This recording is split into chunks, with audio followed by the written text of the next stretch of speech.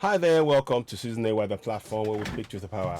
The song How Long Gonna Go So Far is a song that I wrote, so it's a theme song for Dangers.We, the platform where we speak to power, and also a song that people can relate to. But this topic that I'm about to cover is about transitioning and, that kind of thing. Um, you know, it's very, very top. It's a topic that's really discussed, but it's something that we should be aware of, certainly in our communities, to be aware of the dangers of those who are considering it. The person who was in this video will actually go into detail about how much this has affected their lives. And all we're saying is just listen to what's been said and really take seriously the points that they raised. I'm not passing any judgment. I'm just saying they raised some valid points and really important things that people should consider. And in our communities, our youths, we need to make sure that they are aware of these dangers. That's why I'm bringing this to our attention. So to that end, let's listen to this sad story, really sad. Hi, my name is Shape. I started identifying as transgender at 22 while still in college. Before that, I was just a feminine gay man. Being asked about my pronouns led me to research transgender ideology, and pretty quickly I got convinced that I was transgender woman. I was able to get hormones relatively easily through Fenway Health, and was only on them for a year before receiving facial feminization and breast augmentation surgeries at 23. Taking hormones actually worsened my mental health, but therapists thought that it was because I was stuck in a wrong body. They cleared me for sex reassignment surgery by diagnosing me with gender identity disorder. Immediately after SRS, I was super excited to start a new life. I was happy for a few months while recovering. However, soon I realized that my new part wasn't what doctors promised me. My new vagina started constricting despite rigorous dilation, which resulted in me developing vaginal stenosis. This left me unable to have penetrative sex, which adversely impacted my mental health. I also lost my sex drive, my motivation to achieve anything, and became brain fogged and lethargic. I had multiple unsuccessful revisions attempting to get a few inches of neovaginal tunnel. I even had colon vaginoplasty. The last revision was at the University of Miami by Dr. Cristobal Sargado in 2018, and it left me with a colorectal fistula. I've been all over the country trying to seek help, but I have received none. Earlier this year, after hitting rock bottom with my depression, I reached out to a new therapist. This therapist helped me realize that I have complex PTSD from a traumatic childhood, and also pointed out that I have body dysmorphia, OCD, borderline personality, and bipolar disorders. I also realized I had internalized homophobia. I realize now that medical transition was sold to me as a hardware fix for software issues. A few months ago, I started detransitioning by taking testosterone. However, it is traumatic to be on testosterone without having functional genitals. Moreover, my back hurts every day due to osteoporosis and scoliosis that I developed post-SRS. I'm now dependent on synthetic hormones for life. I traded my perfectly healthy genitals for an artificial 1-inch tunnel that is sexually non-functional. I realize that I'm never getting back a functional penis, and full detransition is not really possible in my case. I feel stuck in surgically created body. I believe nobody under 18 should be allowed to medically transition. Sex reassignment surgery should only be allowed in very rare cases after a full psych evaluations. Patients should be made aware that what they're really getting is a cosmetic surgery, and it's a general approximation surgery that does not change biological sex. Thank you. If you would like to help shape. So now, I'm not interested in the other bit there. Well, I'm not interested. I just don't know how to look at things, and I'm not too sure. An area where I'm not too sure. I don't know about promoting anything in that area and all that. I need to understand it fully, and many people probably don't as well. And many people are. But like I said, for me, it's better to just warn about, not make sure people are aware of what they are stepping into based on what the person's shape has gone through. We're just trying to raise awareness in our community about this issue around transitioning. When people talk about transitioning from male to female or female to male, these are things that are not often discussed. And what she has gone through is non-reversible. It cannot be reversed once it's done. And I just want us as a community to be aware of this. There's people may be considering it and all of that, but I really just it's a topic that we should really, every family should have a discussion in their family, about this to make sure people are aware. And I don't know. I mean, she talked about children shouldn't be taught about this at an early age, before 16. I think. Let's listen to that section, because I think that's very important. Let's see. Let me listen here.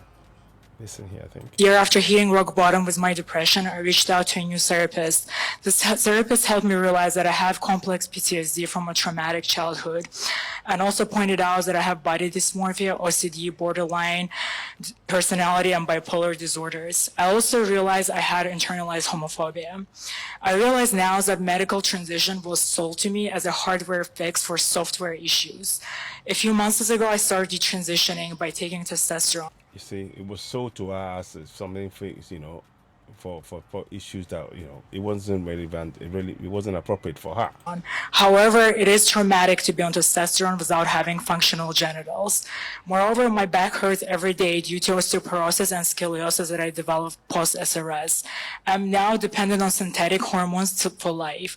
I traded my perfectly healthy genitals for an artificial 1-inch tunnel that is sexually non-functional. That's scary in so many levels, psychologically, mentally. So After SRS, I was super excited to start a new life. I was happy for a few months while recovering. However, soon I realized that my new part wasn't what doctors promised me. My new vagina started constricting despite rigorous dilation, which resulted in me developing vaginal stenosis. This left me unable to have penetrative sex, which adversely impacted my mental health. I also lost my sex drive, my motivation to achieve anything, and became brain fogged and lethargic. I had multiple unsuccessful revisions attempting to get a few inches of neovaginal tunnel. I even had colon vaginoplasty. The last revision was at the University of Miami by Dr. Cristobal Salgado in 2018, and it left me with a colorectal fistula. I've been all over the country trying to seek help, but I have received none. Earlier, very, very important. She's been all over the country trying to take help, and she received none. So these are stories that many who are being sold this idea of transitioning from one body, wrong body, and all thing. We need to be aware of the dangers of once you make that change, you can't. It is for life, and it is untold damage. Far worse. It's better to treat the situation, psychologically, rather than doing anything physical, because they're trying to reverse it. From what they're saying, not me. From what they're saying, I'm not.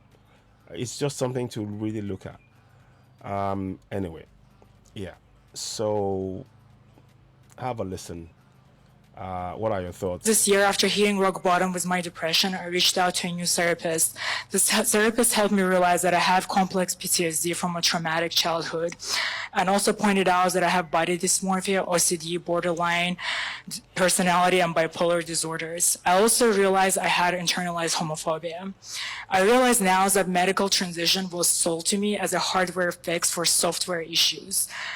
So medical transition was sold as a hardware fix for a software tissue. A few months ago, I started detransitioning by taking testosterone. However, it is traumatic to be on testosterone without having functional genitals. Moreover, my back hurts every day due to osteoporosis and scoliosis that I developed post-SRS.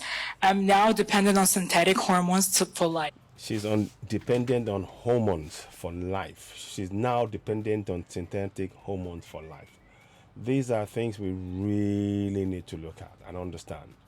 So, yeah, in our communities, let us make sure that we are aware of what our children are considering and be involved in that. And, making sure, particularly when they're under 16, we have to make sure that the system or whatever it is that's doesn't get to them, and they sign papers that might do carry out things that clearly this lady who's 20 something now regrets doing, because she's going to be on synthetic hormones for the rest of her life.